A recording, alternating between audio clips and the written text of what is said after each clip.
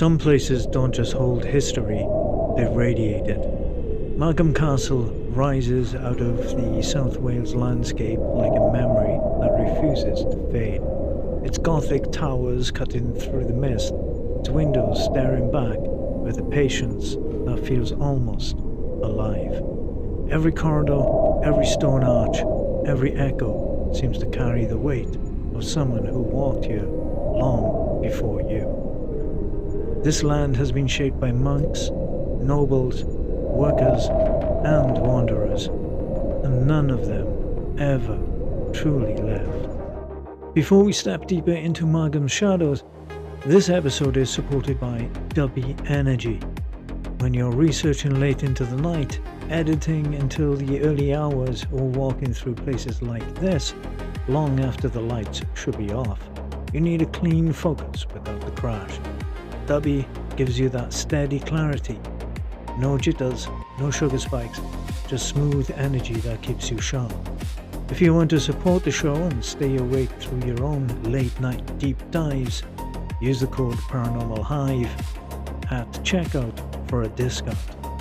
I'm Stephen Rapsey, and this is Paranormal Hive.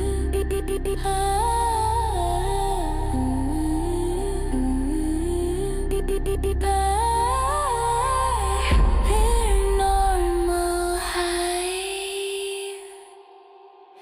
where normal meets the paranormal.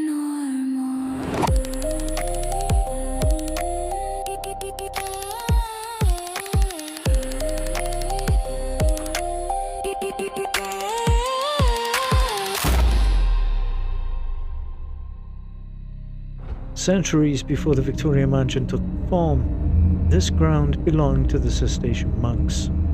Their abbey, founded in the 12th century, was a world of silence, discipline, and ritual. People still describe a pressure in the air around the ruins, a low, steady hum that feels like the echo of voices long gone. Investigators have captured tones with no clear source, as if the land itself is replaying fragments of the monastic life buried deep beneath the soil.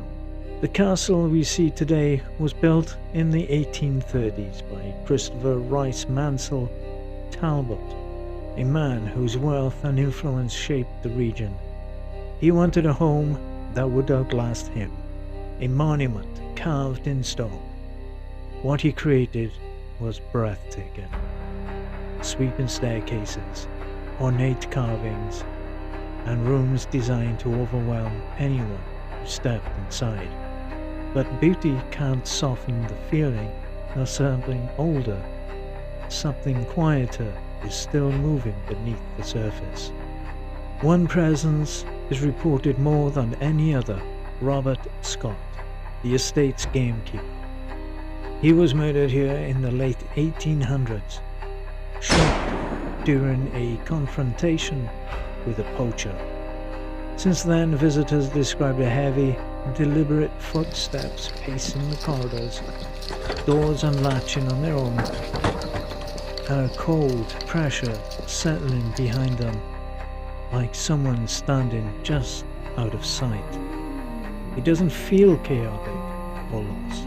He feels purposeful, a man still patrolling the grounds he died Cold protecting. air drifting through the open hall, soft light trembling on the faded wall. Footsteps echo where the night runs thin. Something waiting just beyond the wind.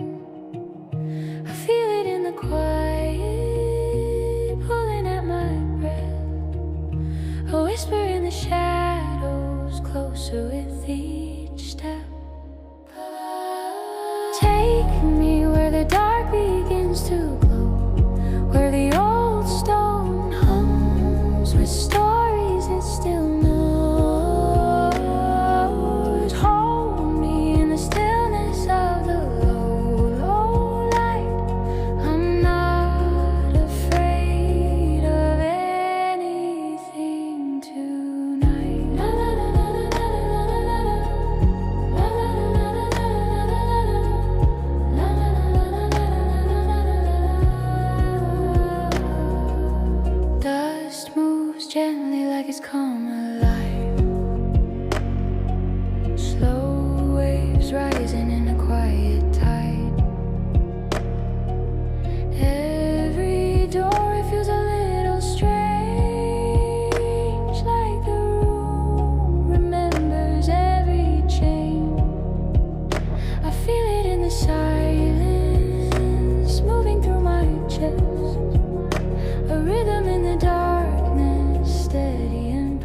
The upper floors carry a different kind of energy. Light footsteps dart across the boards, toys shift on their own, and a faint giggle drifts through the empty rooms. There's no recorded tragedy tied to these children, but Margam was a family home for generations, and echoes of their lives seem to cling to the walls. It's gentle, but it's undeniably present. The library is where the atmosphere changes. A room meant for warmth and study instead feels heavy, as if the air thickens the moment you step inside. Visitors report a shifting dark mass in the corner, sudden drops in temperature, and the sensation of being watched by something that doesn't want to be disturbed. Even experienced investigators admit they don't linger there.